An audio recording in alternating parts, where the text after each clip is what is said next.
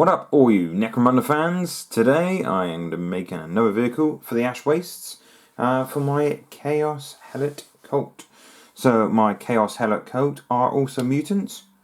Just because they're different, you can't mock them.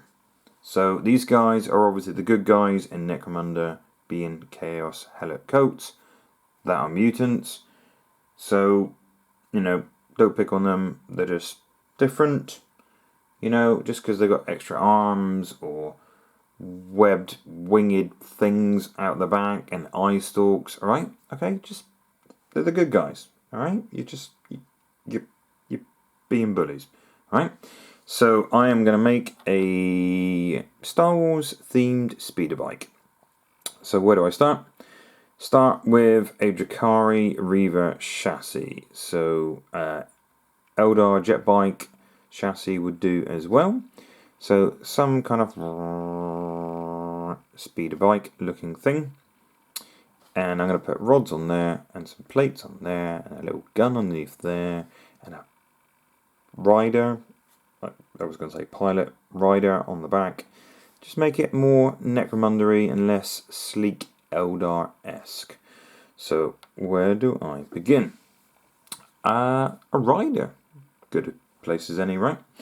So my guys are mutants, and I'm going to be using bits that I've just got left over from hobby boxes. So I'm going to go with Genestealer Cult. Okay, so today we're going to go with some kind of acolyte, and rather than being in a hunched position, I'm going to make him slightly more straighter, still pretty hunched over, because I want him hunched over a fuel tank. Now I've picked one without any cloth between his legs, and I've removed any Genestealer Cult iconography. And the reason I've gone with no cloth between his legs, because I want him to straddle the bike, obviously. So where I'm going to put the pedals to, I want these guys' feet to go. So I'm going to start carving out underneath, because normally they're flat and they just glue on the base. And maybe a little bit of green stuff just to add a little bit more detail. But we'll see, because the pedals might cover some of it up as well. You'll also notice on one side, these guys have space for a double arm. I could always put a double arm on there. I don't know how mutated I want to go. I might just leave his weird cankles and like monster feet, and not make it too mutatey, just a little nod. But I could always put an extra arm there. It is quite tempting, to be fair. So sometimes when I'm building things, I get a bit of a writer's block, and other times it goes really fast. So this build is actually going quite fast.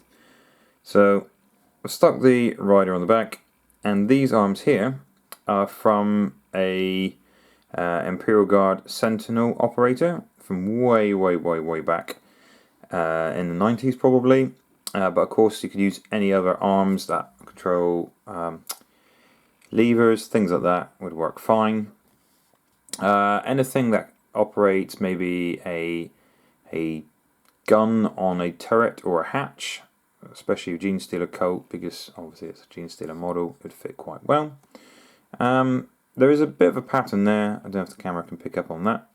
So what I'm going to do is put a orc shoulder pad on like that. You notice there's a bit of a white line because I've creased it and squeezed it up a little bit to put it on the top to hide that symbol. Plus looks a bit more Necromunda, less piloty. On the back here I've got an Orlock pouch, which I thought looked very cool, stuck on the side. Look very much like a maybe like a Honda Goldwing motorbike.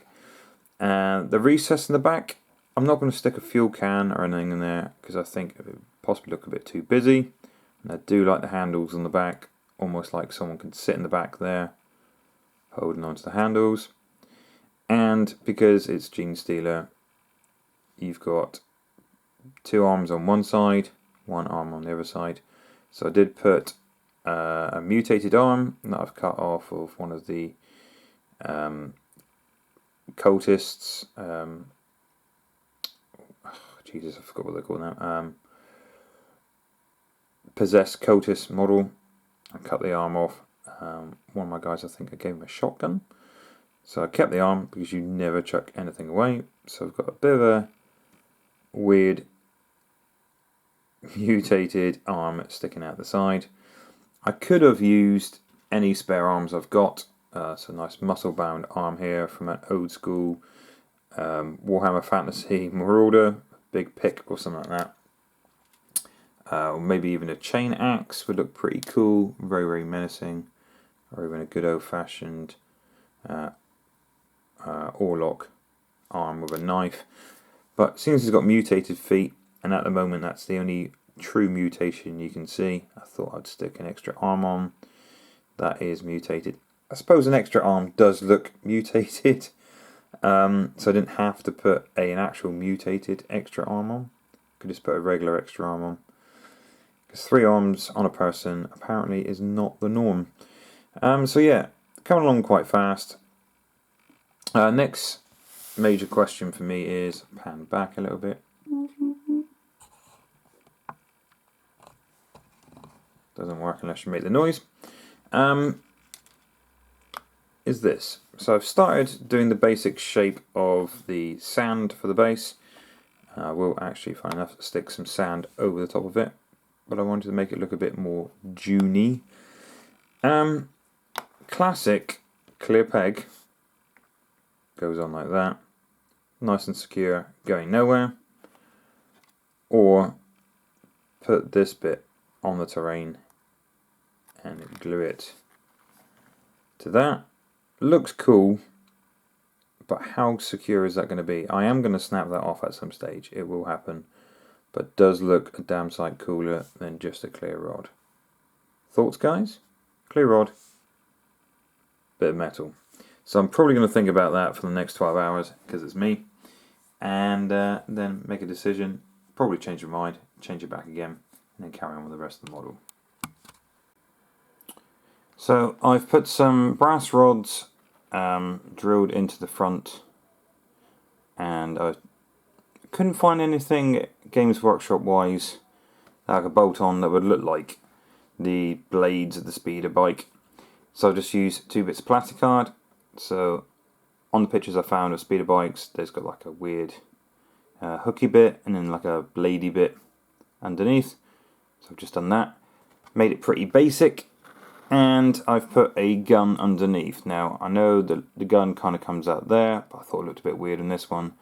So I've put a modified las cannon to look more like a heavy stubber there, because some of my heavy stubbers are a bit too chunky.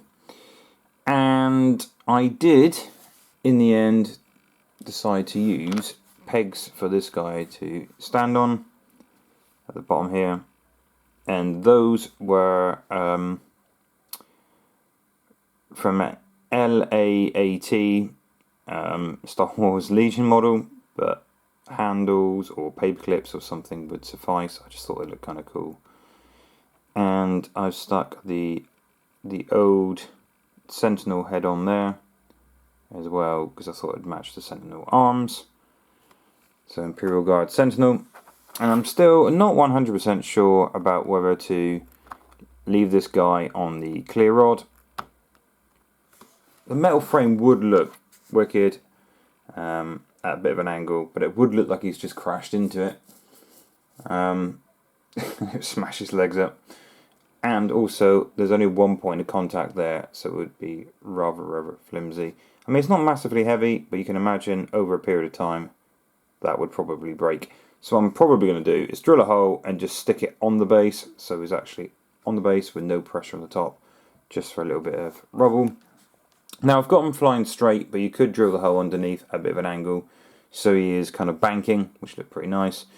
And I've just put some cork pieces down on the base, put some sand over the top, and then some PVA glue over the top of that to seal it. Once dry, I will attach that bent bit of girder, and then I will start spraying it up. All in all, I think he's shaping up quite nicely.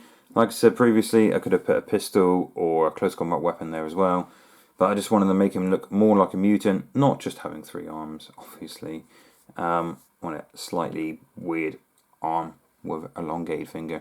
And that is quite a weird arm, because if you were going to pick any finger to be long, why the one next to your middle finger? Weird. Anyway, time to break out the airbrush and a bucket of soapy frogs. Let's get painting. So, priming it first. So there you have it. My Star Wars themed Necromunda Ashway Speeder. I need a cool name for it again, really. I don't know how clear this is coming out on the picture, but that's the basic shape of it. I'm fairly happy with it. I did go with the clear rod in the end, and I did get the ruined bit of plasticky metal thing on the base. But I think if the model was on it, it would be quite flimsy. The paint scheme is to match in with my current Helot gang, which is a bit vibrant, but I wanted to pick a vibrant colour along with dirty colours to show a nice contrast. But there's one side. There's my nicely painted thumb, because that's what I do. I use the back of my thumb as a palette, even though I have a palette. So yeah, sure. That's the front, the side, and the back, speeding away off into the distance. A little bit of object source lighting on the shoulder, on the lamp there, and I tried to paint some Ray-Bans as well. First time I ever done it, so I'm sure it turned out very well. But once again, a cheap model made from bits and pieces. So basically all you need is a Drukhari speeder, just the basic frame. I picked one up on eBay for literally a couple of pounds, and it didn't take very much after raiding my bits box. But hopefully this has given you a few ideas what you can do. I mean, any speeder related thing, and put a couple of brass rods in the middle, you could very much make it look like a Star Wars speeder. I'm actually pretty chuffed for this, so hopefully you guys enjoy it as well. Thank you very much for watching, and please let me know what hobby projects you've been up to recently. I would really like to hear it. Stay safe, you wonderful people.